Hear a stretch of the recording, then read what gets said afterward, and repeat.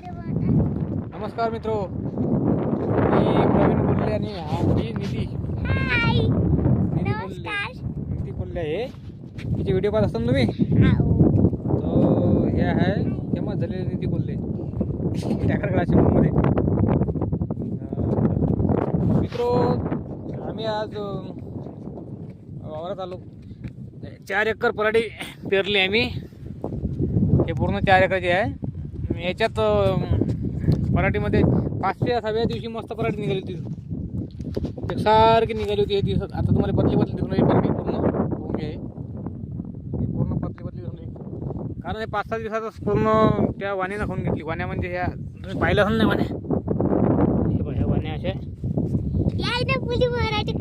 पूर्ण रपारपास करून टाकली. पूर्ण 4 एकराची पराठी एकट तुकट झाड ठेवलं फक्त. आता अजून डबल आम्ही टोपलं आहे. डबल टोपणी केली याची. आता हे डबल निघून राहिले अजून. हे काय तुम्हाला दाखवतो. हे बारीक टिकले आहे, निघून राहिले आहे. पहिले आहे मोठे आहे. तर आता अजूनही खवलच राहिले.